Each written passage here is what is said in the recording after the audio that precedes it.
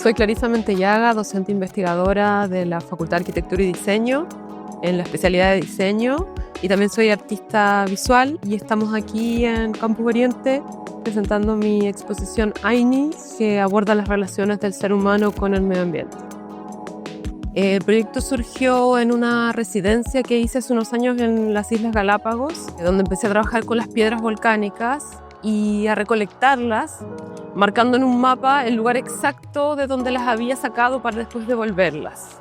Y a partir de ese tomar y devolver, empecé a investigar, a leer, y surgió vincularlo con este concepto AINI, que es la reciprocidad en el mundo andino, donde todo lo que es tomado de alguna manera tiene que ser devuelto a la tierra o a los otros habitantes o a los otros seres.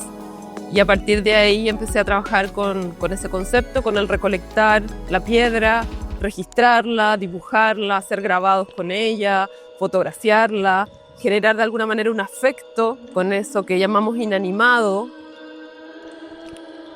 Sentí la necesidad de involucrarme más que tomar y devolver, de ser parte de ese territorio, de involucrarme. Y ahí surgió la idea de, metafóricamente, transformarme yo en piedra, camuflarme con el contexto y empezar a generar estos trajes de papel con texturas. Están hechos todos con material craft reutilizado, de bolsas de compra que fui recolectando a través de costura, de fruncido en la parte posterior. Se fueron generando estos volúmenes que daban la sensación volumétrica de las piedras, y a partir de teñirlos de diferentes tonos, en algunas fotografías o en algunos videos, estos elementos se camuflan con el contexto, y en otras instancias son más visibles, pero finalmente es como una especie de capullo o útero contenedor, si se quiere. Observas el contexto sin ser visto. Muchas veces se acercaban aves o animales que no se dan cuenta que tú estabas ahí, entonces finalmente observas el contexto desde un lugar más estático, más quieto, donde tu sentido, como la vista, está bastante comprometida, tus otros sentidos se van despertando, y eso es una manera diferente de entender el contexto, de entender el mundo, de entender las relaciones. Es como un momento de reflexión, de calma. Los videos fueron la última parte de la investigación. Tuve la sensación de que faltaba un registro más, o una forma más de comunicar esto, que de alguna manera diera cuenta de ese sentir desde adentro. Como que todo se veía muy estático, y yo tuve la sensación de que quien observara esto no iba a sentir de alguna manera lo que yo sentía ahí adentro. Me acerco a los proyectos o a la obra desde una observación inicial del entorno, del contexto. Trabajo mucho con los ecosistemas, con la ecología, con el medio ambiente. Entonces siempre parte desde la observación de los materiales que hay a mi alrededor, ya sean materiales de desecho o materiales para registrar, como en este caso estas existencias de las piedras. Pero siempre parte del entorno, de la observación, del registro.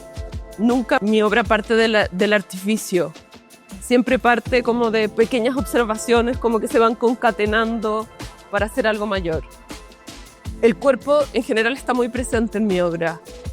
Trabajo con el cuerpo desde hace mucho tiempo, pero de diferentes formas. Trabajé muchos años en joyería contemporánea, más ornamental, y también sentí que necesitaba ampliar eso a un registro más absoluto, por decirlo de alguna manera, ¿no? Que no fuera lo que yo trabajaba con el cuerpo, algo superficial, sino algo que contara un relato, que relatara más en relación a las relaciones entre los seres y las existencias. Pero es el cuerpo donde nosotros vemos esas vejaciones, ese sufrimiento sobre el otro. Es el cuerpo, es el que a mí me interesa poner en diálogo con estos artefactos que hago, o con estas intervenciones corporales.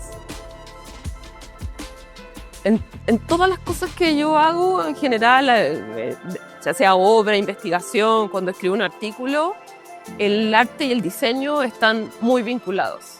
Y claro, dependiendo de lo que estoy haciendo, hay diferentes enfoques, hay diferentes métodos, diferentes materialidades, y pones más énfasis en una cosa o en otra, pero son mundos absolutamente mezclados, como que no tienen límites precisos y creo que no necesitan tenerlos. Creo que en algún momento los pusimos esos límites o pusieron esos límites súper artificialmente.